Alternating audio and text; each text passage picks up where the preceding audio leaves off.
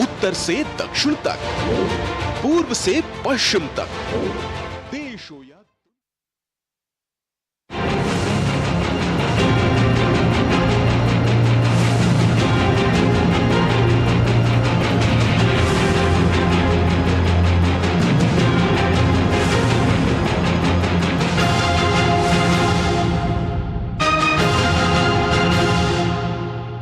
राजनीतिक पार्टियां एक दूसरे पर दावे भी कर रही हैं, वादे भी कर रही हैं, आरोप और प्रत्यारोप भी लगा रही हैं।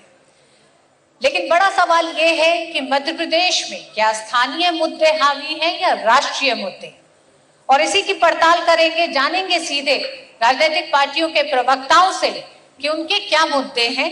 साथ ही साथ हमारे साथ वरिष्ठ पत्रकार भी इस पैनल में हैं जो बताएंगे कि आखिर जनता के नब्ज क्या है, जनता क्या चाहती है, उसके लिए कौन से मुद्दे अहम हैं इस चुनाव में, अपने भविष्य के लिए, मध्य प्रदेश के भविष्य के लिए। मैं सबसे पहले आपका परिचय करा देती हूँ अपने पूरे पैनल से। हमारे साथ पंकज चतुर्वेदी जी हैं, नमस्कार, धन्यवाद। भारतीय जनता पार्टी। पंकज जी, आपका बहुत बहुत स्वागत है। हमारे साथ अब्बास हैफी जी हैं, कांग्रेस के प्रवक्ता हैं राज्य के, बहुत बहुत स्वागत है आपका अब्बास जी। और हमारे साथ श्री गिरिजा शंकर जी हैं, वरिष्ठ पत्रकार हैं और दशकों से मध्य प्रदेश की राजनीति को बहुत नजदीक से देख रहे हैं, कई बड़े बदलाव देखे हैं। और इस बदलते हुए मध्य प्रदेश में 18 साल की सरकार ने किस तरह का काम किया है, और अगर कोई दूसरी सरकार की बात करता है, मसलन कांग्रेस किन अपने नए वादों के साथ सामने आ रही है, उसका भी क्या असर होगा, इस पर भी विस्तार से बात करेंगे। इसलिए सबसे पहले अब्बास जी आप ही के पास आना चाहूंगी। एक तरफ 18 साल का शासन है भारतीय जनता पार्टी का, दूसरी तरफ 15 महीने की कांग्रेस की सरकार है। 15 महीने में कांग्रेस ने वो क्या किया जनता के लिए, वो क्या रोडमैप था जनता के लिए, वो जो लेके गई है इस चुनाव में, आप जनता के सामने किन वादों के साथ हैं? कि पहले तो आपने 15 महीने की बात करी। 15 महीने में इस मध्य प्रदेश ने वो देखा जो 15 सालों में नहीं देखा था। मध्य प्रदेश ने एक ऐसा मुख्यमंत्री देखा जिन्होंने शपथ लेते ही वल्लभ भवन, जो यहाँ का मंत्रालय है, वहां जाकर उस फाइल पर दस्तखत करने का काम किया जिससे कर्ज माफी की शुरुआत हुई। जो किसान मध्य प्रदेश का कर्ज के बोझ के नीचे दबा हुआ था, उस किसान को मध्य प्रदेश से कर्जे से बाहर निकालने का काम पहले घंटे में शुरू हुआ। 27 लाख किसानों का कर्जा माफ हुआ, और 27 लाख किसानों का कर्जा माफ होना ये हमने नहीं कहा है, ये मध्य प्रदेश के वर्तमान कृषि मंत्री कमल पटेल जी ने विधानसभा के पटल पर जवाब दिया कि 27 लाख किसानों का कर्जा माफ हुआ। 27 लाख अपने आप में 15 महीने की सरकार, जिसमें 11 महीने का अल्प समय आचार संहिता वगैरह का हटाकर जो मिला था कमलनाथ जी को मुख्यमंत्री के रूप में, उसमें एक बहुत बड़ा माइलस्टोन था। और मध्य प्रदेश के वो किसान आज मैदान में हैं जिनको खुद कर्ज माफी का लाभ पहुंचा। हम अगर रहते तो कर्जा माफ होता, ये मध्य प्रदेश का किसान जानता है। लेकिन कमलनाथ जी की सरकार को जिस तरह से गिराया गया, जो सारा घटनाक्रम हुआ जिसने लोकतंत्र को शर्मसार किया, उस डिबेट में मैं नहीं जाना चाहता, लेकिन उसके बाद उस पूरे कर्ज माफी के कार्यक्रम को रोक दिया। मध्य प्रदेश का एक पहला मुख्यमंत्री कमलनाथ जी के रूप में इस मध्य प्रदेश की धरा पे देखा गया कि जिन्होंने शुद्ध से युद्ध की शुरुआत करी, जिन्होंने ये कहा कि मैं खराब खाना जनता के सामने बेचने नहीं दूंगा, खराब खाना जनता को नहीं खाने दूंगा। मिलावटखोरों के ऊपर जो एनएसए लगा के कार्रवाई की गई, वो मध्य प्रदेश ही नहीं पूरे देश में एक मिसाली था, और उसको लेकर जो जनता को फायदा पहुंचा वो सबके सामने है। बड़े बड़े जो माफिया थे उनको ध्वस्त करने का काम किया गया। ये बड़ा अल्प समय की बात थी। पानी जैसे पीने के पानी को अधिकार के रूप में मध्य प्रदेश में कानून बना के और उसकी शुरुआत की गई वाटर डे के दिन। ये सारी चीजें मध्य प्रदेश ने देखा। अगर कमलनाथ जी 5 साल पूरे करते तो रोजगार की जिस तरह से यहाँ पर एक बहुत लंबा अवसर लोगों को मिलता, वो भी आज था। और अब आपने बात करी कि हम आज किस तरह से हैं, वो बहुत सारी उपलब्धियां हैं जो अभी आज जनता के सामने हैं, लेकिन मध्य प्रदेश को बहुत आगे लेके जाना है, और उसके लिए कमलनाथ जी का विजन इतना जरूरी भी है और बहुत महत्वपूर्ण भी है, क्योंकि उन्होंने ईमानदारी से चुनाव के मतदान से एक लंबे समय पहले अपना मैनिफेस्टो प्रैक्टिकल मैनिफेस्टो जारी किया जो मेरे पास रखा हुआ है और जनता के बीच हम लेके भी गए।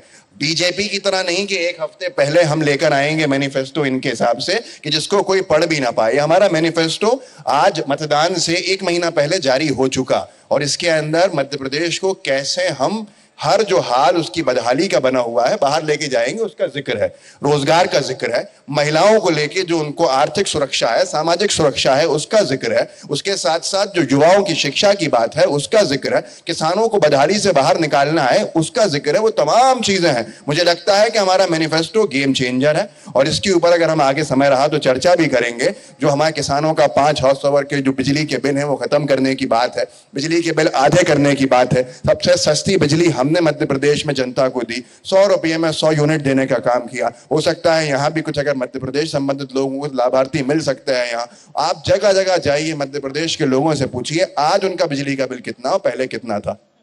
पहले से मतलब आप ये कह रहे हैं कि 2006 और 3 से पहले कितना था? मैं पूरे मध्य प्रदेश की देखिए महंगाई जो है वो बढ़ती गई है और अगर हम 2003 से पहले की तुलना करेंगे तो मुझे लगता है कि शायद बहुत सारा एक वर्ग ऐसा है जो उस वक्त KG1 और KG2 जैसी कक्षाओं में था और जिनके आज बच्चे भी स्कूल से बाहर आ चुके हैं या स्कूल के आखिरी पड़ाव के अंदर है। तुलनात्मक वो होता है जिसके ऊपर आप चर्चा कर सके पिछले 10 साल का, पिछले 15 साल का। अगर हम 2003 के पहले जाएंगे तो फिर अटल जी की सरकार की भी चर्चा होगी, एक नाकाम केंद्र की सरकार की भी चर्चा होगी, ऐसे संघर्ष भरे हाल मध्य प्रदेश को चलाने की भी चर्चा होगी। लेकिन जिन लोगों के पास 15 साल स्वर्णिम जो थे वो मिले और अब 20 साल लगभग 18 साल उसने मध्य प्रदेश का कर्जा 2003 में अगर 50,000 करोड़ था तो 4 लाख करोड़ पर लाके रख दिया। आज मध्य प्रदेश का हर एक बच्चा 40,000 रुपए के कर्जे में पैदा होता है। महिलाओं को लेकर सवाल है, रोजगार को लेकर सवाल है, युवाओं के लिए भविष्य नहीं है। 18 साल में आपने राज्य को कुछ दिया नहीं। सबसे पहले 18 साल में राज्य को क्या मिला? मध्य प्रदेश 2003 में जब भारतीय जनता पार्टी को सेवा करने का अवसर मिला तो एक बीमारू राज्य था। इस मध्य प्रदेश में उस समय की तत्कालीन दिग्विजय सिंह जी की सरकार के पास तनख्वाह बांटने के पैसे नहीं होते थे। आज समय पावर कट इस मध्य प्रदेश की पहचान थी, टूटी सड़कें मध्य प्रदेश की पहचान थी, गरीब खस्ताहाल मध्य प्रदेश था।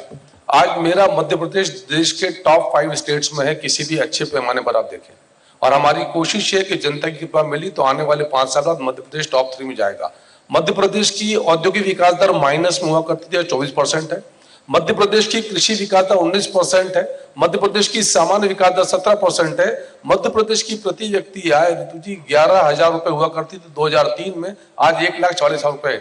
मेरे मध्य प्रदेश की बिजली से दिल्ली की मेट्रो चलती है। यदि मध्य प्रदेश में 15 महीने की सरकार की बात करें, 15 महीने की सरकार के बाद इस मध्य प्रदेश में चुनाव हुआ 28 सीटों के चुनाव, तब कमलनाथ जी का आह्वान था हम 28-0 से चुनाव जीतेंगे, खारिज किया। किसान कर्ज माफी, किसान कर्ज माफी में दूसरा हाथ तो कभी कांग्रेस लगाती नहीं है। क्या नारा था और दावा था राहुल गांधी जी का मंदसौर की पिपलिया मंडी में? मध्य प्रदेश के हर किसान का कर्जा 10 दिन के भीतर माफ, 2 लाख तक का कर्जा 10 दिन के भीतर माफ, नहीं तो मुख्यमंत्री साहब 15 महीने में आप कितने किसान 2 लाख का कर्जा माफ कर पाए? 5,000, 10,000, 3,000, 4,000 नीले फॉर्म, पीले फॉर्म, गुलाबी फॉर्म। मध्य प्रदेश के किसानों का फसल बीमा का प्रीमियम कमलनाथ जी ने नहीं भरा। इस मध्य प्रदेश के किसानों का ब्याज डिफॉल्टर कर दिया कमलनाथ जी की घोषणा से। 11 लाख किसान डिफॉल्टर थे जिनका 2200 करोड़ का जो ब्याज था शिवराज जी ने भरा ताकि उनकी ऋण की पात्रता हो। ये इनकी वास्तविकता थी। 15 महीने की सरकार मध्य प्रदेश के मुंह पर कालिक पीटने वाली सरकार थी। ऐसी सरकार जिसमें मुख्यमंत्री के कार्यकाल में उनके नेतृत्व पर छापे पड़ते हैं, 281 करोड़ नकद बरामद होते हैं। सिंचाई घोटाला मध्य प्रदेश का, एक चीफ सेक्रेटरी गोपाल रेड्डी उसमें अभियुक्त हैं। सरकार का त्यागपत्र हो जाता है, मुख्यमंत्री मोबाइल घोटाले की फाइल पर साइन करते हैं। क्या किस स्थिति में लेकर मध्य प्रदेश को? ऐसी चर्चा होने लगी मध्य प्रदेश में कि राज्य मंत्रालय वल्लभन दलाली का अड्डा है। योग प्राप्ति 15 महीने की आपकी। हम तो मध्य प्रदेश में 3 बिंदुओं पर काम कर रहे हैं। पहला बिंदु विकास, दूसरा बिंदु विकास, तीसरा बिंदु विकास। आइए किस पैमाने पर बात करना है? स्कूल की स्थिति पर बात करते हैं, बहन बेटियों के विषय पर बात करते हैं। लाडली लक्ष्मी से लेकर लाडली बहना तक की यात्रा है। आज मध्य प्रदेश में 1,32,00,000 बहनों को 1250 रुपए प्रतिमाह मिल रहे हैं, जिसको बढ़ाकर हम 3,000 करेंगे। 450 रुपए में सिलेंडर मिल रहा है 1,01,00,000 बहनों को, जो लाडली बहना की जिनकी पात्रता है। मध्य प्रदेश के अन्नदाता की बात करते हैं, कर्ज माफी की बात करते हैं। मध्य प्रदेश के अन्नदाता को पिछले वित्तीय वर्ष में केंद्र और राज्य की योजनाओं में मिलाकर 2 लाख करोड़ से अधिक का भुगतान इस मध्य प्रदेश में किया है। शिवराज जी दोबारा मुख्यमंत्री बने तो किसानों की फसल बीमा का प्रीमियम भरा ताकि उनको बीमा मिले। कौन से क्षेत्र की बात करते हैं? आज मेरा मध्य प्रदेश गेहूं उपार्जन में नंबर 1 है, मेरा मध्य प्रदेश चने के उपार्जन में नंबर 1 है। उपार्जन कर रहे हैं यानी उनको भुगतान कर रहे हैं। मध्य प्रदेश में 2003 में जो सिंचित क्षेत्र था वो था 7 लाख हेक्टेयर, आज 45 लाख हेक्टेयर सिंचित क्षेत्र इस मध्य प्रदेश का है, इसे 65 लाख हेक्टेयर लेकर जाना है। जो मित्र किसानी समझते होंगे समझते होंगे कि असिंचित भूमि का 1 एकड़ और सिंचित भूमि का 1 एकड़ डबल उत्पादन करता है। इसीलिए आज हम गेहूं और चने की जिसकी मैंने बात करी उसमें क्या वादे थे इनके? 4000 का बेरोजगारी भत्ता इस मध्य प्रदेश को नौजवान को देंगे, 4 पैसे किसी नौजवान को नहीं दिए। ढोल चलाने बैंड बजाने का प्रचलन दिया। अब नए घोषणा पत्र में पिछले में 973 लिखकर झूठ और अब 1400 लिखकर झूठ। मैं तो बहुत ईमानदारी से कहता हूं कि कांग्रेस पार्टी को वचन पत्र उठाने का नैतिक अधिकार समाप्त हो गया। दम है तो पुराना 18 का वचन पत्र लाओ और सामने बैठ कर हिसाब करो कितनी घोषणा पूरी करी। पेट्रोल डीजल, बस 2 मिनट और, पेट्रोल डीजल पर पैसे कम करने की बात थी, 5% सेस बढ़ा दिया। ऋतु जी लिख कर कहा इन्होंने 2018 में, और नई नई बातें, इसी को कहते हैं झूठ कांग्रेस।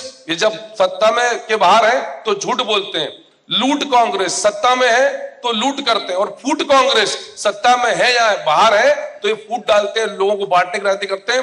लूट कांग्रेस, झूठ कांग्रेस, फूट कांग्रेस।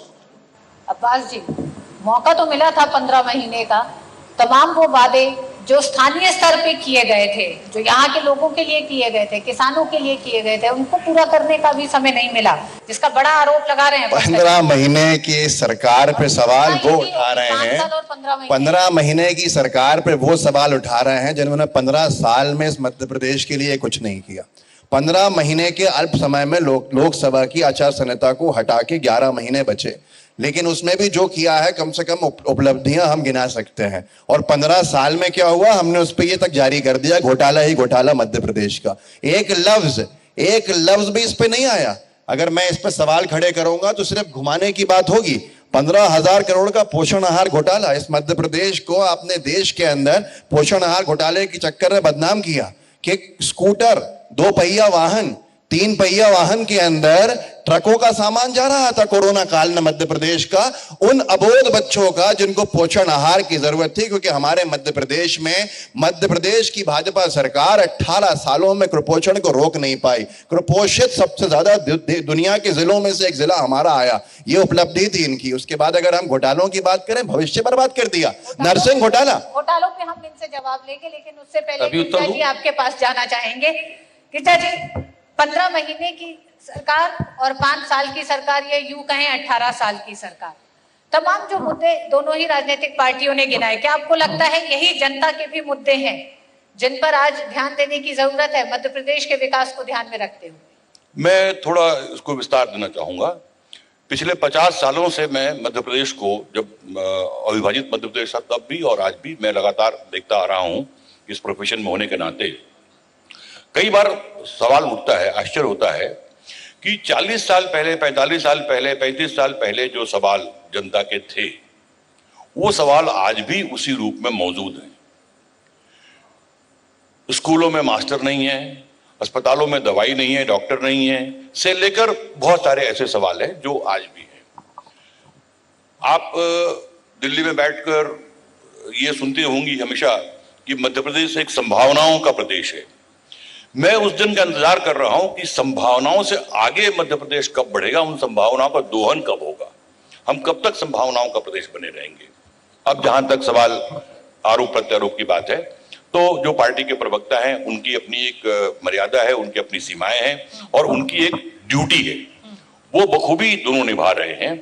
और जिस तरह के वादे किए जा रहे हैं, जिस तरह से आरोप प्रत्यारोप लगाए जाते हैं, वो कुल मिलाकर मुद्दों को चुनाव से बाहर करने वाली बात होती है। आप देखेंगे कि दोनों ही पार्टियां जो जिन मुद्दों को लेकर आज लोगों के सामने हैं, तो ऐसा लगता नहीं है कि 2 अलग अलग पार्टियां हैं।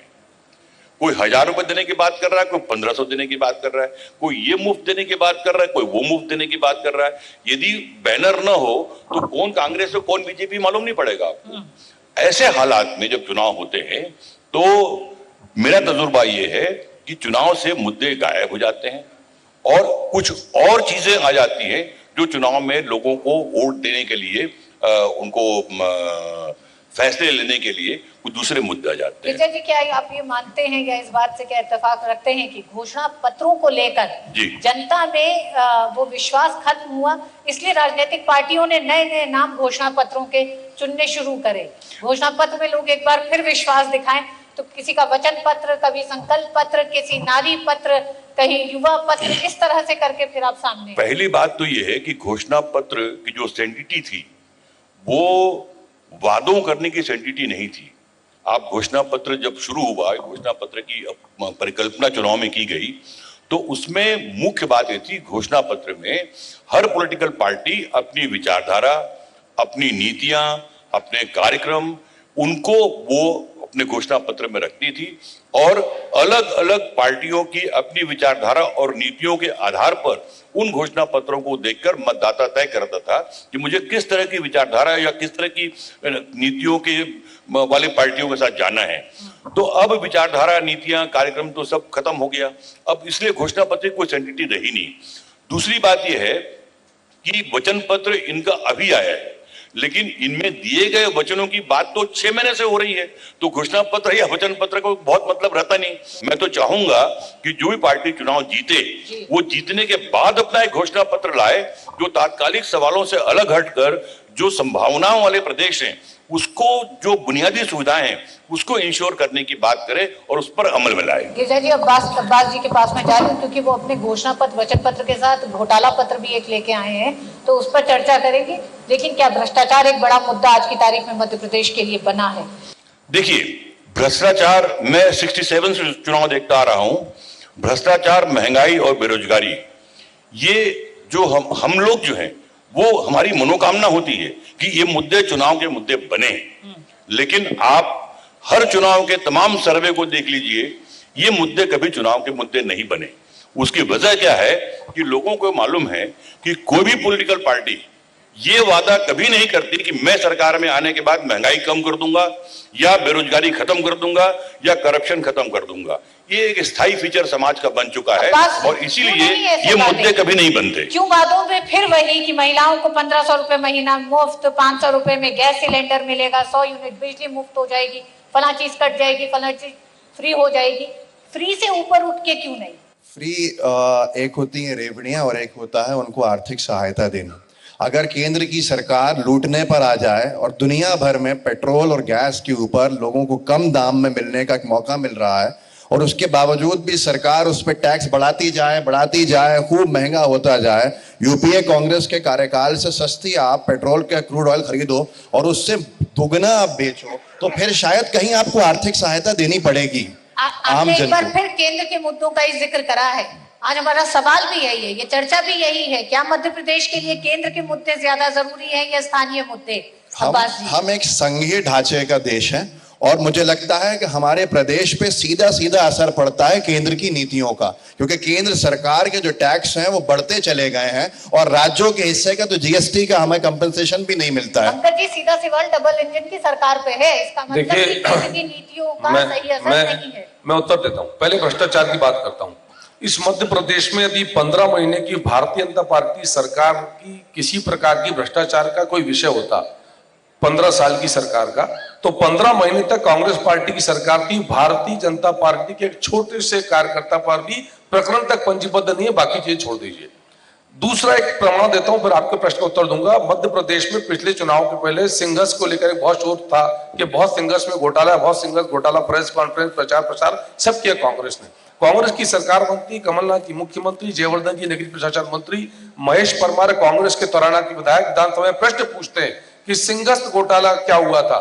जयवर्धन सिंह जी का विधानसभा में ऑन रिकॉर्ड उत्तर है, सिंघर्ष में किसी प्रकार का घोटाला नहीं हुआ था। इसके लिए मैंने कहा झूठ कांग्रेस। उस जवाब को वापस लिया गया था उसी सरकार के, बीजेपी की सरकार के विधायकों बाबुओं की तरफ से तैयार जवाब जो था वो वापस लिया। अब्बास उत्तर ले लेते, बाबू उत्तर दे या सेक्रेटरी उत्तर दे, जवाब सरकार का होता है, ये सरकार का जवाब था। केंद्रीय मुद्दों की बात करता हूं मैं, केंद्रीय मुद्दों की बात करता हूं। निश्चित तौर पर मध्य प्रदेश में केंद्र के और राष्ट्र के अंतर्राष्ट्रीय मुद्दों पर चर्चा होगी। मध्य प्रदेश में चर्चा होगी कि ये वो कांग्रेस पार्टी है जो चुनाव के समय हिंदुत्व की बातचीत करती है और बाकी उस समय उस घमंडिया गठबंधन का हिस्सा है जिसके साथी कहते हैं कि सनातन कीड़े मकोड़ों के समान है, हम सनातन को समूल नष्ट करेंगे और वो कांग्रेस के साथ है। ये वही कांग्रेस पार्टी है जिसके नेता दिग्विजय सिंह हिंदू आतंकवाद और भगवा आतंकवाद शब्द गढ़ते हैं। ये वही कांग्रेस पार्टी है जिसके नेता सलमान खुर्शीद मेरे और आपके हिंदू धर्म की तुलना IAS और बोकरम से करते हैं। ये वही कांग्रेस पार्टी है जिसमें कमलनाथ जी मंत्री होते हैं और वो एफिडेविट करती है सुप्रीम कोर्ट में कि राम सेतु काल्पनिक है, प्रभु श्री राम काल्पनिक है, राम नाम का राम काज का विरोध करते हैं। आज सनातन की बात करते हैं, कांग्रेस सब जानना चाहते हैं कि सनातन का विरोध क्यों आपको लगता है क्यों सनातन का विरोध जवाब सुन लीजिए ना। सनातन मेरा उत्तर पूरा हो गया। अरे वो तो एक ही चीज सनातन के रिपीट लोगों कर ने रहे क्या हो बिगाड़ा आपका? आप क्यों आप रिपीट लोग करके हिंदू रहेंगे। आतंकवाद की बात करते हो? क्यों भगवा मेरा जवाब आतंकवाद की ले बात लीजिए करते ना। हो? सवाल ये आरोप लगा रहे हैं, अब जवाब ये है क्योंकि बीजेपी के पास अपनी उपलब्धियां तो है नहीं, अब कैसे लोगों को सुन लीजिए जवाब ले लेता हूँ। ये हिंदुत्व पे और सनातन परंपराओं पे और सनातन धर्म के ऊपर ये आरोप लगा रहा है। देखिए नरसिंह मंदिर के आरती को लेकर इन्होंने नोटिस भेजा कि आवाज धीरे करो नहीं तो हम कार्रवाई करेंगे।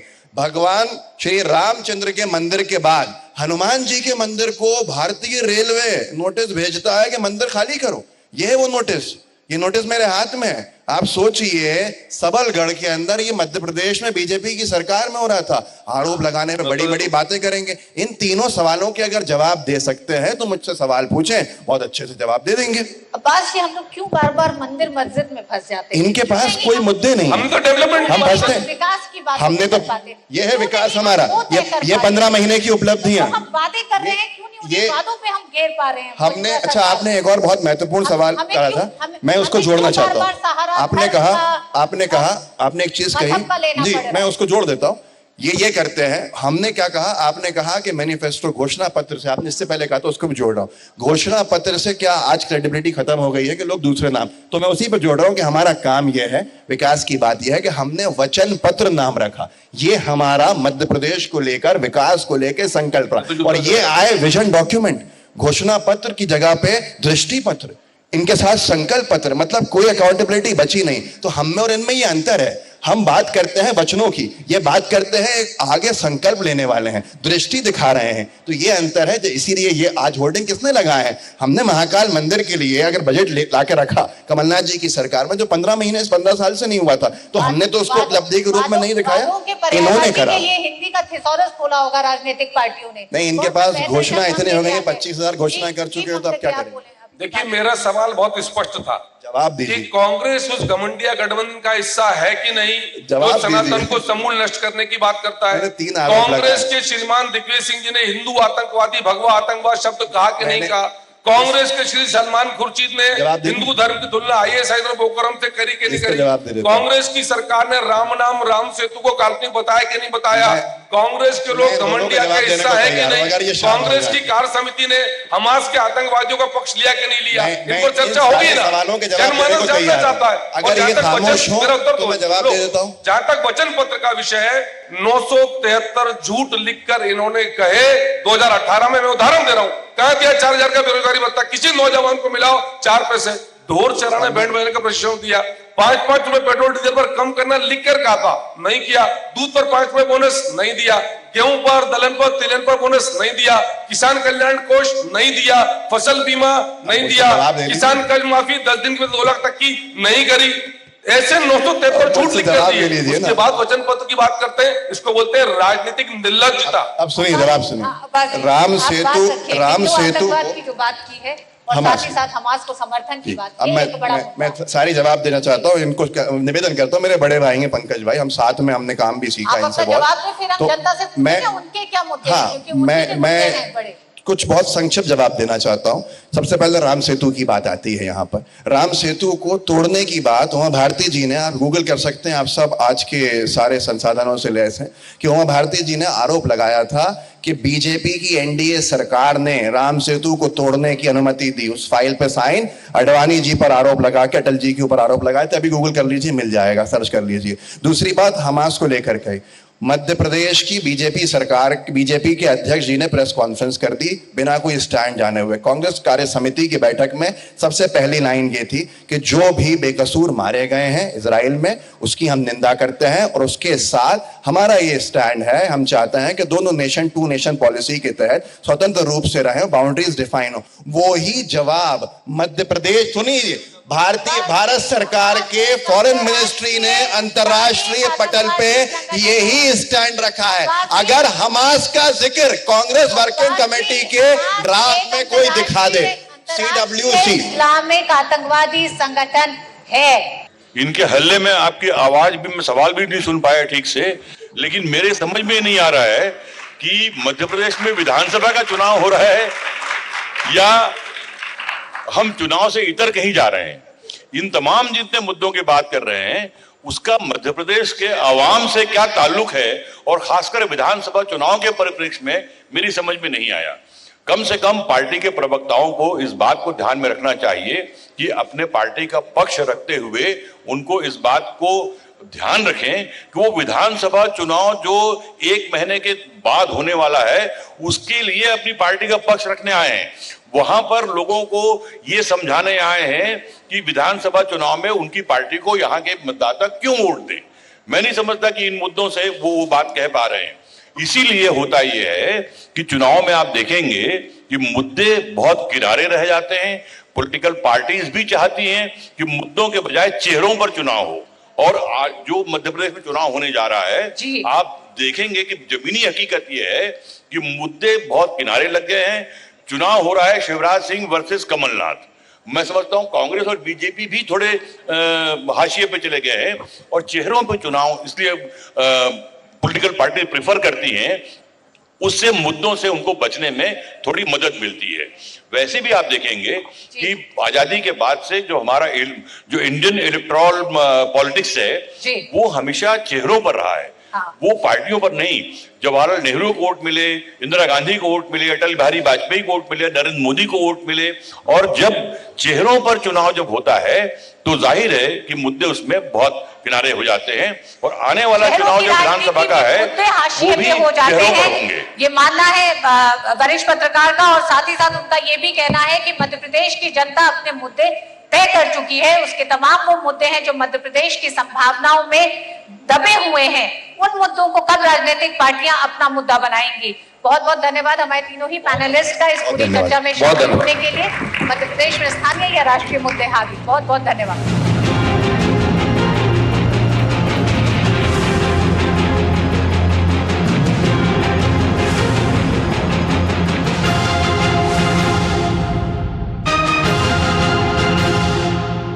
शुरू करो, डालो बुनियाद, घर महल नजर आएगा। वंडर लाइए, वंडर अपनाइए, फर्क नजर आएगा। वंडर सीमेंट, फर्क नजर आएगा। दिन तिनक दिन तिनक दिन दिन तिनक दिन तुम जाना दिन। अरे गोविंदा जी, आप यहाँ? हाँ बबुआ, हम यहाँ। पर तुम क्या छुपा रहे हो वहाँ? कुछ भी तो नहीं। जब दांत खाज की खुजली पे ना हो काबू तो उसे गमछे से नहीं छुपाते बाबू। तो फिर उसे भगाए कैसे? जालिम लोशन लगाकर दांत खाज की खुजली एक्जिमा जड़ से निकाले। अभी खरीदे जालिम लोशन। शराब, धूम्रपान या नशीली दवाइयों को ना कहने में असमर्थ हैं? सहायता प्राप्त करने के लिए टेलीमानस के 14416 पर कॉल करें। हो बिजनेस बढ़ाना, गुड़िया को पढ़ाना या मिसेस के साथ वेकेशन, लो मुथूट फाइनेंस गोल्ड लोन। भरोसा इंडिया का, भरोसा इंडिया का। मुथूट फाइनेंस, भारत का नंबर 1 सबसे भरोसेमंद financial services brand. Gold loan के लिए अभी कॉल करें 1-800-313-1212। अब क्या देख रहे हो पापा? तुम कहते हो ना कि स्टॉक मार्केट में बहुत सोच समझकर इन्वेस्ट करना चाहिए, बस थोड़ा सा ज्ञान ले रहा हूं। किससे? हर एक स्टॉक्स एक्सपर्ट है, मस्त एजुकेशनल वीडियोस बनाता है और अच्छी इन्वेस्टमेंट की टिप्स भी देता है। पापा, इन वीडियोस पे ना जाएं, अपना रिसर्च खुद करें या सेबी रजिस्टर्ड इन्वेस्टमेंट एडवाइजर से संपर्क करें। एजुकेशन के नाम पर कुछ इन्फ्लुएंसर्स अक्सर इन्वेस्टर को मिसगाइड करते हैं, नुकसान आपका होगा। सोच कर समझ कर इन्वेस्ट कर।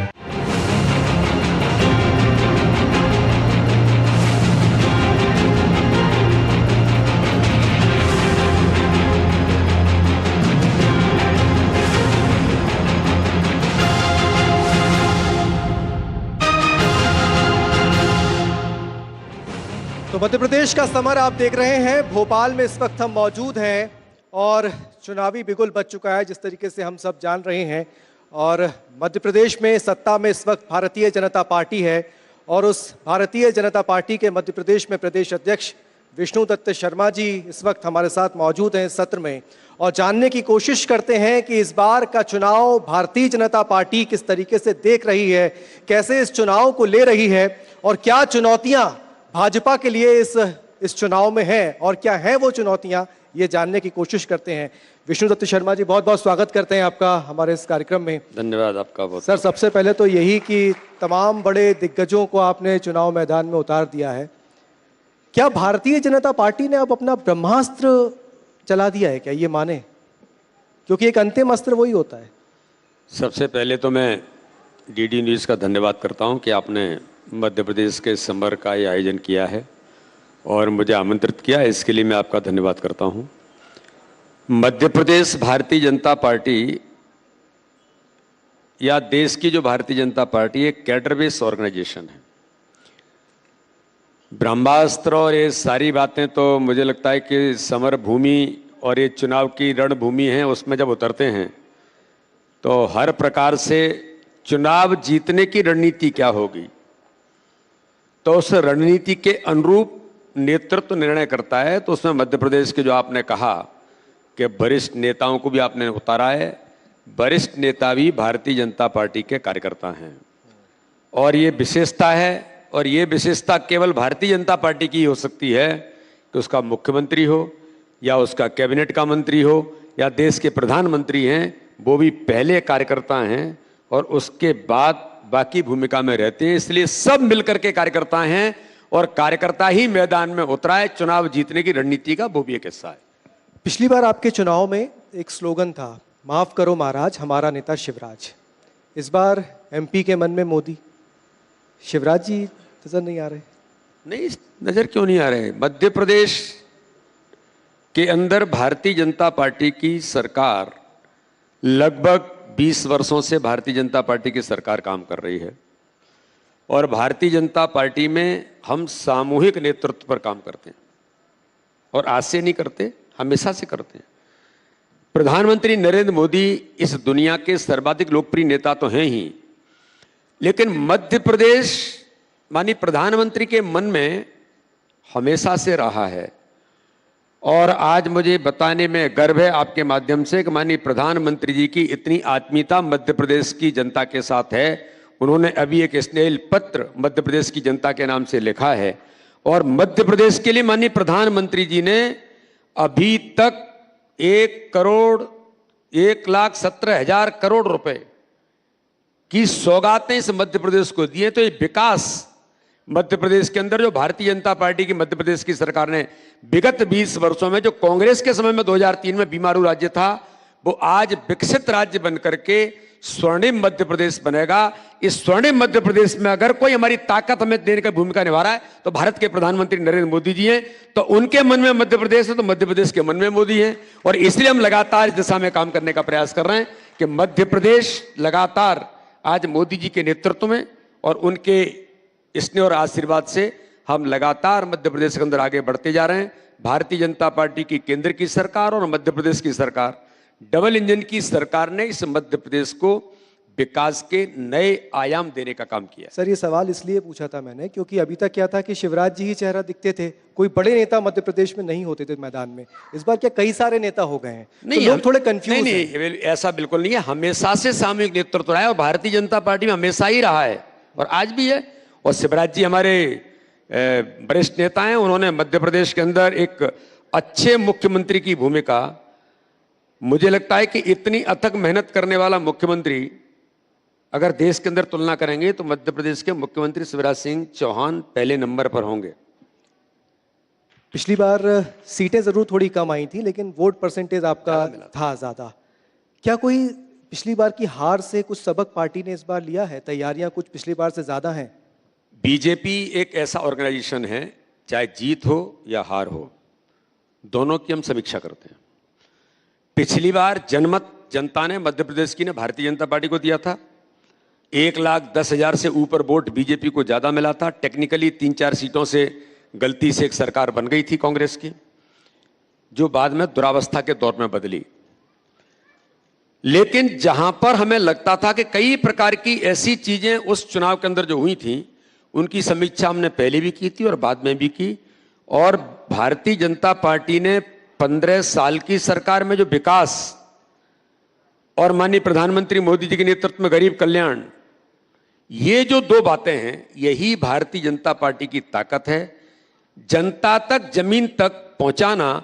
और झूठ छल कपट की राजनीति करने वाले लोग जो कह रहे हैं कि आपने क्या सीखा 2018 से, तो 2018 से हमने सीखा कि लोग झूठे वादे करके भी गलती से जनता को गुमराह कर देते हैं। कर्ज माफी की बात करके जनता को गुमराह किया था, नौजवानों को बेरोजगारी भत्ता देंगे 4,000, ये गुमराह किया था और झूठ बोल करके सरकार बना ली थी।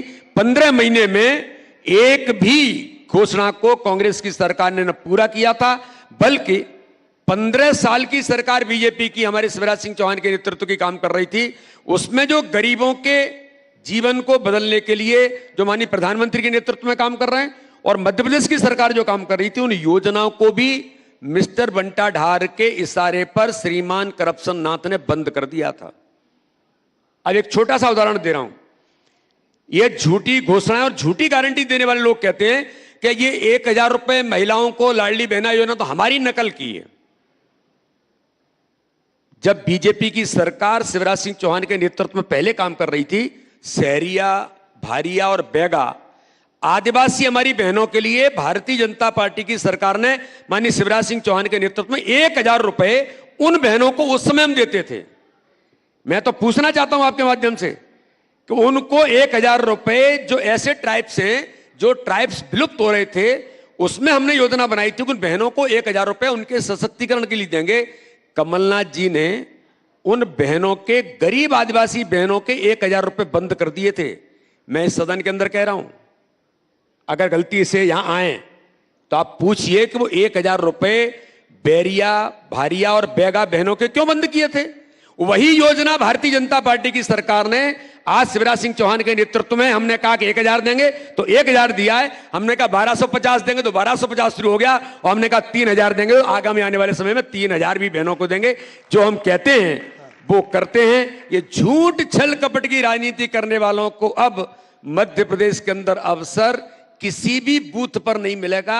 इतना संगठन के काम करते हुए हमने तैयारी की है कि एक एक कार्यकर्ता भारतीय जनता पार्टी का सजग प्रहरी के तौर पर इन झूठ बोलने वाली ताकतों को बूथों पर घुसने नहीं देगा। लेकिन ये वादे तो इस बार भी कांग्रेस कर रही है। कमलनाथ जी अभी थोड़ी देर पहले कहीं कह रहे थे इसलिए मैंने कहा मैंने क्या गलती की कि किसानों का कर्ज इसलिए माफ मैंने कहा ना कि झूठ बोलने वाले लोगों को अब अवसर नहीं मिलने वाला है, क्योंकि हम जो कहते हैं वो करते हैं। मोदी जी ने जो कहा वो देश के अंदर किया है।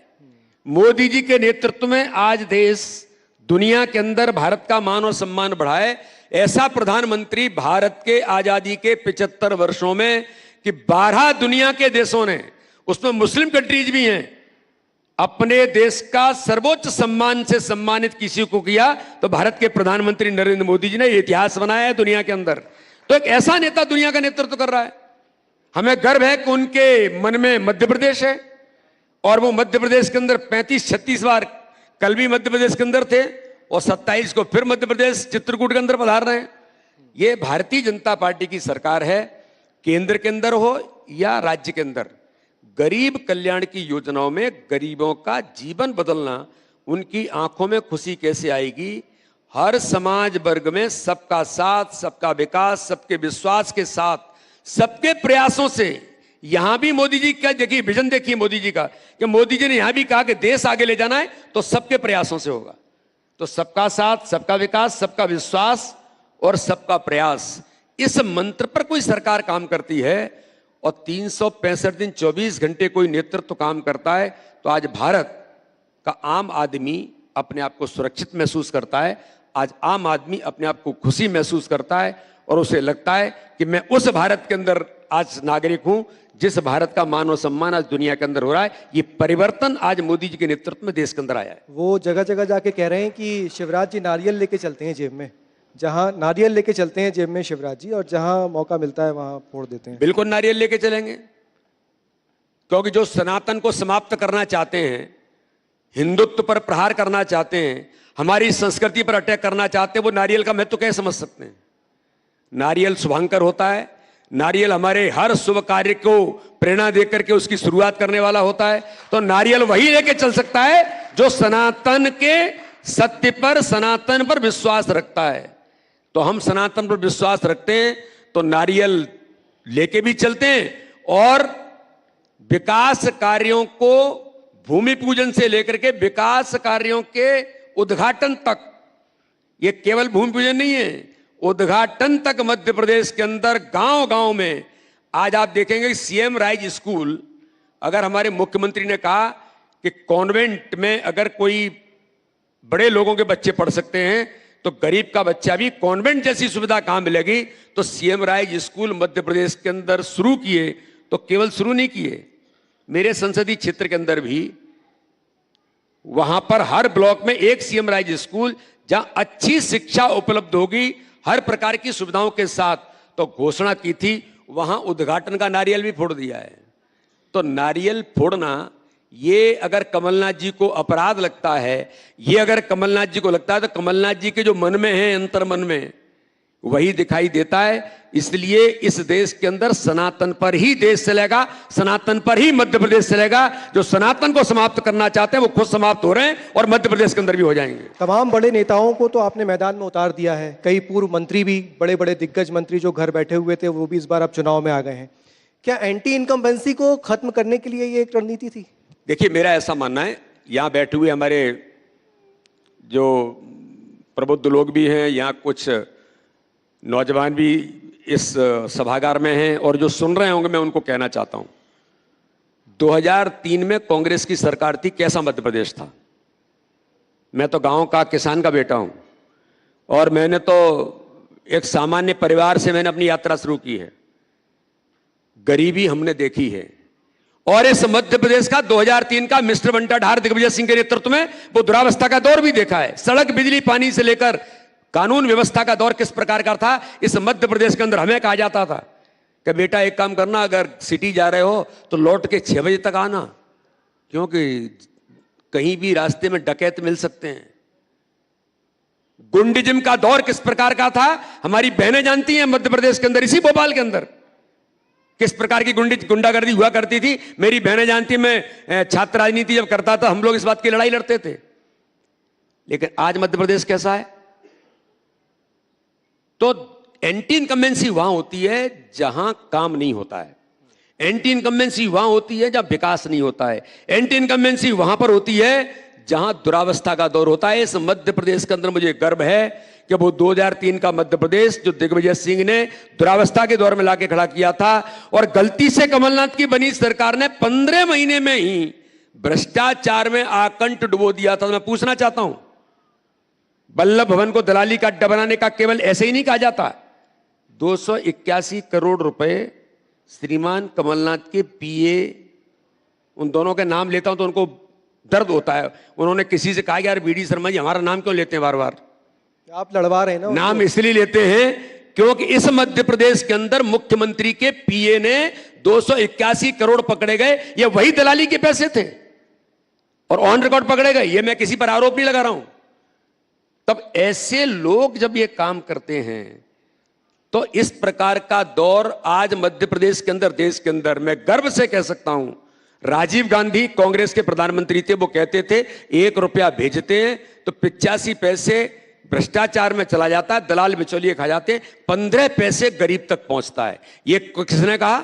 देश के प्रधानमंत्री राजीव गांधी कांग्रेस के, ऑन रिकॉर्ड कहा। लेकिन प्रधानमंत्री मोदी जी ने 2014 के अंदर सबसे पहला काम किया, जनधन अकाउंट खोल करके, और इस देश की व्यवस्था को कैसे बदलना, केवल नारा नहीं दिया, गरीबी हटाने का नारा नहीं दिया, भ्रष्टाचार के बारे में उन्होंने ये नहीं कहा कि हम भ्रष्टाचार पर ये करेंगे, कैसे इस व्यवस्था को बदला जा सकता है जनधन अकाउंट खुलने के बाद आज देश के अंदर 55 करोड़ लोगों के जनधन अकाउंट खुले हैं। आज मैं गर्व से कह सकता हूं, मोदी जी के नेतृत्व में, भारतीय जनता पार्टी की सरकारों के नेतृत्व में अगर गरीब के लिए 1 रुपया दिल्ली से चलता है तो 99 पैसे नहीं, 1 रुपया ही गरीब के खाते में जाता है। यह भारतीय जनता पार्टी की सरकार है। इस प्रकार का व्यवस्था का परिवर्तन आज मोदी जी ने देश के अंदर लाया है। तो इसलिए एंटी इनकम्बेंसी भाव होती है जहां काम नहीं होता है। आज यहां तो काम और विकास, मध्य प्रदेश में लोग कहते हैं कि हाँ मध्य प्रदेश के अंदर विकास हुआ है, हर गरीब का जीवन बदला है, हर गरीब के जीवन में खुशी है। कि किसी को इलाज नहीं मिलता था पैसे के अभाव में, तो प्रधानमंत्री मोदी जी ने 5 लाख रुपए फ्री में इलाज कराने का अधिकार आजादी के 75 वर्षों में क्यों किसी ने विचार नहीं किया था? मैंने कहा, मैं फिर कहना चाहता हूं, मैं तो किसान का बेटा हूं। अगर कोई ऑपरेशन करने की बात आ जाए तो आदमी कहां से पैसा लाएगा? लेकिन यह व्यवस्था की चिंता किसी ने नहीं की थी। प्रधानमंत्री मोदी जी ने कहा कि पैसे के अभाव में गरीब वंचित नहीं होगा इलाज से। आज 5 लाख रुपए का फ्री में इलाज कराने का अधिकार दिया है। तो मध्य प्रदेश के अंदर 3 करोड़ 60 लाख, 3 करोड़ 60 लाख लोगों को प्रधानमंत्री आयुष्मान कार्ड में 5 लाख रुपए का फ्री में इलाज कराने का अधिकार दिया है, जिसमें से 30 लाख लोग इलाज करा चुके हैं। यह भाजपा की सरकार है। लेकिन वो तो ठीक है, काम तो आप गिनाएंगे उनकी सरकार के। वो कह रहे हैं आप लड़वा रहे हैं उनको। वो आप ही ने कहा कि वो परिवार की लड़ाई जो है वो बाहर आ गई है, 2 बेटों की लड़ाई है। नहीं तो ये कह रहे हैं हमारे पारिवारिक संबंध। ये हम थोड़ी कह रहे हैं। भारतीय जनता पार्टी एक परिवार भाव से काम करता है, लेकिन कांग्रेस एक परिवार के लिए काम करती है। और ये मैं नहीं कहता हूं, ये दिखाई देता है। कांग्रेस को राष्ट्रीय अध्यक्ष देश के अंदर नहीं मिलता, ढूंढते हैं, लेकिन एक परिवार तक सिमट के रह जाते हैं। और कांग्रेस का चरित्र ही यही है कि आज कांग्रेस फूट डालो, राज करो। और मैं तो कई बार गंभीरता से कहा कि अभी कुछ अंश बचे हैं कि कांग्रेसियों के खून में आज भी अंग्रेजों के जीन्स हैं कि फूट कैसे डाली जा सकती है, फूट डाल के राज कैसे किया जा सकता है। तो कुछ अंश बचे हैं, कुछ समय और है। मोदी जी ने वैसे जितने भी गुलामी के प्रतीक थे उनको सबको समाप्त कर दिया है। हमें गर्व है कि आज मैं सांसद हूं। अगर जाता हूं तो गर्व के साथ भारत की नई संसद में बैठता हूं, जो हमारे लोगों ने माननीय मोदी जी के नेतृत्व में एक अपना आत्मगौरव आज नई संसद के अंदर शुरुआत की है। तो ये कांग्रेसियों के अंदर कुछ बचा है, ये भी धीरे धीरे समाप्त हो जाएगा। तो ये तो उनके अंदर है। और मोदी जी कहते हैं कि कांग्रेस किसी बात की गारंटी है तो भ्रष्टाचार की गारंटी है, कांग्रेस किसी बात की गारंटी है तो परिवारवाद की गारंटी है, कांग्रेस किसी बात की गारंटी है तो तुष्टीकरण की गारंटी है। मैं तो पूछना चाहता हूं, आपके मंच से कहना चाहता हूं, कमलनाथ जी कहते हैं, मैंने क्वेश्चन उठाया था कि टिकट वितरण में सूची घोषित हुई, छिंदवाड़ा की एक भी सीट डिक्लेयर नहीं हुई। तो मीडिया के मित्रों ने पूछा भाई छिंदवाड़ा की सीट डिक्लेयर क्यों नहीं हुई? बोले वो नकुलनाथ करेंगे। अब भैया नकुलनाथ कौन है? यानी कांग्रेस का राष्ट्रीय अध्यक्ष, उनकी CWC, ये उनका काम है, नेतृत्व का काम है। लेकिन उनकी सीट डिक्लेयर कौन कर रहा है? उनका बेटा डिक्लेयर कर रहा है। तो कुछ सीटें जयवर्धन ने डिक्लेयर की होंगी, तो कुछ सीटें गोविंद सिंह ने अपने भांजे की, अपने रिश्तेदारों की होंगी। तो ये कांग्रेस अपने एक केवल रिश्तेदार और अपने परिवारों में ही सिमट के रह गई है। तो इसलिए जनता और कांग्रेस के नेता और कांग्रेस के कार्यकर्ता भी कह रहे हैं कि हमारे यहां भी झूठ और छल कपट करके हमें भी ठगने का काम कर रही है कांग्रेस का नेतृत्व, कमलनाथ और दिग्विजय सिंह। ये दोनों ही कलाकार कांग्रेस को भी ठगने का काम इन्होंने किया। लेकिन वीडी शर्मा जी, वैसे तो मुख्य मुकाबला आपका कांग्रेस से ही होता है मध्य प्रदेश में। आम आदमी पार्टी भी इस समय, उनके जो नेता हैं वो मध्य प्रदेश के कई इलाकों में घूम रहे हैं। केजरीवाल जी भी आए, भगवंत मान भी पहुंचे। वो कह रहे थे सतना में एक जगह कि इस बार मामा पे नहीं चाचा पे भरोसा करिए। देखिए, ऐसा है कि मध्य प्रदेश ये वो भूमि है जो क्रांतिकारियों की भूमि तो है ही, ये भारतीय जनता पार्टी के संगठन के कार्यकर्ताओं की भूमि है। यहां पर भारतीय जनता पार्टी का संगठन ठाकरे जी, राजमाता जी जैसे लोगों ने खड़ा किया है। और मध्य प्रदेश अटल बिहारी वाजपेयी की भूमि है। मध्य प्रदेश पंडित दीनदयाल उपाध्याय के एकात्म मानव दर्शन के प्रतिपादन की भूमि है। तो जो विचार आज दुनिया के अंदर राजनीतिक दृष्टि से एकात्म मानव दर्शन, आज पूरी दुनिया के अंदर राजनीतिक क्षेत्र में अगर एक सूत्र में अगर किसी विचार को स्वीकारोक्ति मिली है तो पंडित दीनदयाल उपाध्याय के एकात्म मानव दर्शन को जो इस मध्य प्रदेश में प्रतिपादित किया था। तो ये जो घूमने वाले लोग हैं ना, ये आप और ये कौन कौन, ये भाजपा का एक एक कार्यकर्ता एक एक बूथ पर सजग प्रहरी के तौर पर खड़ा है, जो देश विरोधी ताकतों को समर्थन करने वाले या सॉफ्ट नक्सलिज्म को समर्थन करने वाले ऐसे लोग मध्य प्रदेश की धरती पर न घुस पाएंगे, न इनको किसी भी कीमत पर घुसने दिया जाएगा। ये हमारे कार्यकर्ताओं की भूमि है, जो भारतीय जनता पार्टी की सरकार के नेतृत्व में हम लगातार जनता के बीच काम करने का प्रयास कर रहे हैं। थोड़ी राहत आपको मिली होगी जब अभी हाल में अखिलेश यादव और कांग्रेस के बीच में जो तनातनी देखने को मिली मध्य प्रदेश में भी, खासतौर से टिकटों को लेकर। नहीं, ये हमारी राहत हम इसलिए इसको कुछ हम नहीं मानते, क्योंकि कुल मिलाकर के इनका मूल ही यही है, बेमेल गठबंधन है ये। और मोदी जी ने कहा था ये घमंडिया गठबंधन है, एक दूसरे को इतना घमंड है, दिख गया मध्य प्रदेश के अंदर। वो अखिलेश यादव तो कह रहे हैं कि इन 2 कौड़ी के नेताओं से मैं बात नहीं करता। राहुल गांधी बताएं क्या समझौता हुआ था मध्य प्रदेश के अंदर, मुझे ऐसा पता होता तो मैं उस बैठक में नहीं बैठता। और कांग्रेस का तो मध्य प्रदेश में कोई अस्तित्व नहीं है, कौन कह रहा है? उन्हीं के गठबंधन के प्रमुख किरदार अखिलेश यादव। और कमलनाथ जी कह रहे हैं कौन अखिलेश बखिलेश। यही मूल इनका कैरेक्टर है, जो जनता के बीच में एक्सपोज हो गई कांग्रेस। और जी इंडी गठबंधन जो घमंडिया गठबंधन के तौर पर है, ये भी एक्सपोज हो गए। तो इसलिए आज देश के अंदर जो वर्ग है, नौजवान हैं, लोग देश के बारे में, समाज के बारे में थोड़ा सोचने वाले लोग हैं, वो जानते हैं अगर देश दुनिया के अंदर मान सम्मान के साथ बढ़ रहा है, हर गरीब के जीवन में खुशी अगर आ रही है, तो भारतीय जनता पार्टी की सरकार माननीय प्रधानमंत्री मोदी जी के नेतृत्व में आ रही है। और आज मोदी जी के प्रति जनता का आशीर्वाद हमें लगातार मिला और फिर मिलेगा। शुरू करो, डालो बुनियाद, घर महल नजर आएगा। वंडर लाइए, वंडर अपनाइए, फर्क नजर आएगा। वंडर सीमेंट, फर्क नजर आएगा। दिन तिनक दिन, तिनक दिन दिन, तिनक दिन। तू न जाना दिन। अरे गोविंदा जी, आप यहाँ? हाँ बबुआ, हम यहाँ। पर तुम क्या छुपा रहे हो वहाँ? कुछ भी तो नहीं। जब दांत खाज की खुजली पे ना हो काबू, तो उसे गमछे से नहीं छुपाते बाबू। तो फिर उसे भगाए कैसे?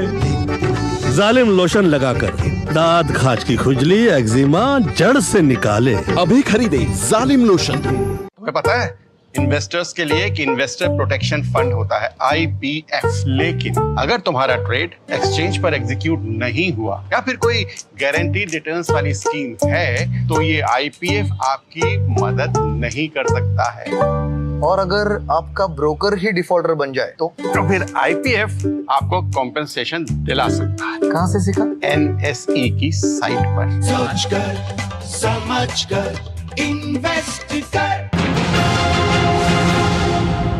जनता के कुछ सवाल ले लेते हैं सर। जनता भी हमारे बीच है। कोई सवाल आपके? सर, बतौर प्रदेश अध्यक्ष 2020 से जो आपका काम रहा है सर, वो बहुत शानदार रहा है। आप खुद भी कहते हैं इस चीज़ को। बहुत से लोग भी कह रहे हैं कि सदस्यता में बहुत ज़्यादा इजाफा हुआ आपके अध्यक्ष बनने के बाद। लेकिन सर, ऐसी क्या ज़रूरत आन पड़ी कि इस बार के चुनाव में जिस मुख्यमंत्री की अगुवाई में लगातार बीजेपी जीतती रही है, वहाँ से इस बार उस मुख्यमंत्री के नाम के बदले कंबाइंड लीडरशिप के साथ जो है बीजेपी चुनाव में इस बार उतरी है? तो ऐसी क्या जरूरत आन पड़ी है? विरोधी इस पर लेकर आपको सवाल कर रहे हैं। नहीं, देखिए, ऐसा नहीं होता है। भारतीय जनता पार्टी का हमारा जो संगठन है, केंद्रीय नेतृत्व है, समय समय पर इन बातों के बारे में विचार और मंथन चलते रहते हैं। और भारतीय जनता पार्टी का नेतृत्व आज संगठन और सरकार दोनों मिलकर के मध्य प्रदेश के अंदर बेहतर काम आदरणीय शिवराज सिंह चौहान के नेतृत्व में आज मैं विश्वास के साथ कह सकता हूं कि मध्य प्रदेश के अंदर लाडली बहना योजना तो है ही, लेकिन गरीब कल्याण की योजनाओं से लेकर सड़क, बिजली, पानी से लेकर के किसानों के बारे में इस मध्य प्रदेश के अंदर किसान कल्याण में अगर भारत के अंदर कहीं काम हुआ, कांग्रेस की सरकार में केवल 7 लाख हेक्टेयर सिंचाई होती थी, आज 45 लाख हेक्टेयर सिंचाई मध्य प्रदेश के अंदर होती है। और मोदी जी ने तो बुंदेलखंड की धरती को, जहां से मैं आता हूं, जहां से मेरी लोकसभा है, वहां तो कैन बेतवा लिंक परियोजना 44,605 करोड़ की सौगात दी है। तो इस प्रकार के काम हमारी सरकार ने मोदी जी के नेतृत्व में, शिवराज सिंह चौहान के नेतृत्व में किए हैं। लेकिन संगठन अपनी योजना से, हमारा नेतृत्व अपनी योजना से हमें किस रूप में जाना है, तो एक सामूहिक नेतृत्व के भाव के साथ, आज से नहीं, बहुत पहले से है। तो ऐसा नहीं है कि कोई पहले ऐसा था तो आज ऐसा है। समय समय पर संगठन को क्या जरूरत है, समयानुकूल जरूरत के अनुसार नेतृत्व निर्णय लेता है, उसके आधार पर हमारी पॉलिसी तय होती है। सर, एक महत्वपूर्ण सवाल, राजनीति और शीर्ष नेतृत्व की बात जब हो रही है, आप क्या भारतीय जनता पार्टी या कोई भी पार्टी शीर्ष नेतृत्व की बात करती है, नेतृत्व भाव की बात करती है, लेकिन भारतीय जनता पार्टी की सरकार ने एक महत्वपूर्ण चीज कहीं ना कहीं उस पर विराम लगा दी, जो है छात्र संघ चुनाव। और अभी कांग्रेस के मैनिफेस्टो में शायद ये सबसे टॉप लिस्ट पर है कि उनकी सरकार आते ही छात्र संघ चुनाव कराई जाएगी। सर, छात्र संघ चुनाव किसी भी एक नेतृत्व इस फील्ड में आने के लिए एक नर्सरी कही जाती है, तो आपने जब नर्सरी बंद कर दी और छात्र संघ ने इस देश को तमाम ऐसे नेता दिए हैं, तमाम ऐसे लीडर्स ठीक है, सवाल आ गया। हाँ जी, छात्र संघ चुनाव पर मैं सबसे आपसे जानना चाहता हूँ। बहुत अच्छा प्रश्न तुमने किया है। एक बात मैं आज इस मंच से जरूर कहना चाहता हूँ, जिसकी बड़ी जरूरत है। 2003 के बाद जो जनरेशन आई वो आज हो रही है 18-19 साल की। तुम भी कितने साल के हो गए हैं? 23। इनने कांग्रेस का वो शासनकाल नहीं देखा। मैं छात्र राजनीति में उस समय काम करता था जब मिस्टर बंटा ढार इस मध्य प्रदेश के मुख्यमंत्री हुआ करते थे। मेरे भाई, मैं जो तुम्हारी भाव है, इस भाव के साथ छात्र संघ चुनाव के लिए इस बीडी शर्मा ने मध्य प्रदेश के अंदर लाठियां खाई हैं, आंदोलन किए हैं, संघर्ष किए हैं। और यही कांग्रेस की सरकार थी जिन्होंने मध्य प्रदेश के अंदर छात्र संघ चुनाव को बंद कर दिया था। और उसके बाद एज एबीपी के जनरल सेक्रेटरी के नाते से मैंने हाई कोर्ट के अंदर जब पिटीशन की, फिर यह कोर्ट सुप्रीम कोर्ट तक केस गया। लिंगदो कमेटी जब बनी थी, सुप्रीम कोर्ट ने लिंगदो कमेटी ने रिकमेंडेशन दी थी। उस लिंगदो कमेटी की रिकमेंडेशन पर as a student union leader होने के नाते से मैंने उस समय हाई कोर्ट में पिटीशन की थी। और हाई कोर्ट में मध्य प्रदेश के उच्च न्यायालय ने कहा, लिंगदो की रिकमेंडेशन के आधार पर मध्य प्रदेश के अंदर जब कांग्रेस की सरकार थी दिग्विजय सिंह की, छात्र संघ चुनाव होने चाहिए। और हमने उस समय चुनाव कराए थे और डायरेक्ट चुनाव इनडायरेक्ट वे में उन्होंने कहा था लिंगदो की रिकमेंडेशन के अनुसार। तो भारतीय जनता पार्टी के विचार के लोग तो इसके हमेशा से उस भूमिका में रहे हैं और लगातार चुनाव मध्य प्रदेश के अंदर इनडायरेक्ट वे में हुए हैं। तो ये कांग्रेस ने ही बंद किया था। और मैं तुम्हारे इस मत से सहमत हूं कि आगामी आने वाले समय में एक नेचुरल लीडरशिप डेवलप करने के लिए, क्योंकि मुझे पूर्ण विश्वास है एक स्वाभाविक नेतृत्व कहीं से उभरता है तो वो छात्र राजनीति से उभर करके आता है। तो इसलिए तुम्हारे प्रश्न का मैं आज यहां समर्थन भी करता हूं और अपने दल के अंदर भी, अपनी सरकार में भी इस बात के लिए ताकत से खड़ा होता हूं कि छात्र संघ चुनाव होने चाहिए। सर, एक अंतिम पड़ाव पर हम आ गए। कितनी सीटें आ रही हैं इस बार? कितनी सीटें आ रही हैं इस बार? मैं ऐसा मानता हूं कि जिस प्रकार से वातावरण मध्य प्रदेश के अंदर भी है और भारतीय जनता पार्टी की सरकारों ने माननीय प्रधानमंत्री के नेतृत्व में, हमारे मुख्यमंत्री के नेतृत्व में जो काम किया है और विकास और गरीब कल्याण के आधार पर मध्य प्रदेश के मन में मोदी, इस आधार पर जनता जनार्दन जिस प्रकार से आशीर्वाद दे रही है, जो किसी ने प्रश्न किया था सदस्यता का, मध्य प्रदेश के मन में मोदी, हमने मेंबरशिप कैंपेन लॉन्च किया था। आज मुझे बताने में गर्व है लगभग 35 लाख लोग उस कैंपेन के साथ नौजवान जुड़ा है, 17, 18, 19 साल का। ये मोदी जी के नेतृत्व में जिस प्रकार से आज मध्य प्रदेश को अवसर मिल रहा है, तो मैं ऐसा मानता हूं कि अभी तक की सर्वाधिक सीटें भारतीय जनता पार्टी जीतेगी। और इस बार के चुनाव में भारतीय जनता पार्टी विकास और गरीब कल्याण पर, मध्य प्रदेश के मन में मोदी के अभियान पर इस बार इतिहास बनाने का काम करेगी। कोई फिगर पॉइंट आउट किया हो? सर्वे आप लोग अभी तक की सर्वाधिक सीटें जीतेंगे। चेहरा कौन? वैसे अमित शाह जी ने कहा है कि 150 से ऊपर हम तैयारी में हैं और हमने विचार किया कि प्रत्येक बूथ पर चुनाव जीता जाए इस लोकतंत्र में, तो हम उस दिशा में आगे बढ़ रहे हैं। मुख्यमंत्री कौन होगा? मुख्यमंत्री तो केंद्रीय नेतृत्व तय करता है और जब केंद्रीय नेतृत्व जिसको तय करेगा, जो कार्यकर्ता, देखिए भाजपा में सब कार्यकर्ता हैं। आप माननीय मुख्यमंत्री जी हमारे शिवराज सिंह चौहान जी से जब बात करेंगे तो मैं उनके बारे में कहता हूं कि वो हमेशा मुख्यमंत्री इतने साल तक रहने के बाद भी कार्यकर्तापन उनका हमेशा उनके तत्व में रहता है। तो भाजपा का एक एक नेता वो पहले कार्यकर्ता है। बहुत बहुत धन्यवाद विष्णुदत्त शर्मा जी हमारे साथ जुड़ने के लिए। भारतीय जनता पार्टी मध्य प्रदेश के प्रदेश अध्यक्ष वीडी शर्मा जी हमारे साथ मौजूद हैं, खजुराहो से सांसद हैं और बेबाकी के साथ उन्होंने अपनी राय रखी। और मध्य प्रदेश में भारतीय जनता पार्टी के सामने क्या कोई चुनौतियां हैं, ये ऐसे कई सवाल हमने उनसे पूछे हैं। नतीजे जो आएंगे उसके बाद के परिणाम क्या होंगे, तस्वीर क्या होगी, वो अलग होगी। लेकिन फिलहाल इस मध्य प्रदेश के समर में दीजिए इजाजत अभी के लिए। नमस्कार, बहुत बहुत धन्यवाद सर।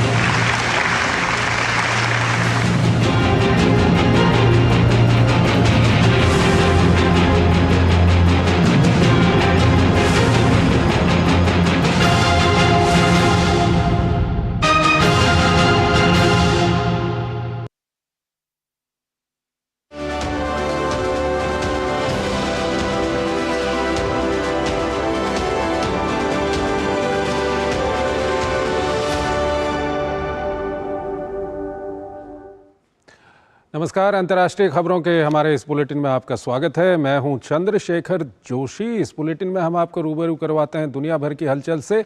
तो आइए शुरुआत करते हैं और सबसे पहले देखते हैं अंतर्राष्ट्रीय सुर्खियां। प्रधानमंत्री नरेंद्र मोदी ने पश्चिमी एशिया की ताजा स्थिति पर जॉर्डन के किंग अब्दुल्ला द्वितीय से की बात। दोनों नेताओं ने आतंकवाद, हिंसा और आम लोगों की मौत पर जताई गहरी चिंता। मामले का जल्द समाधान निकालने पर दिया जोर।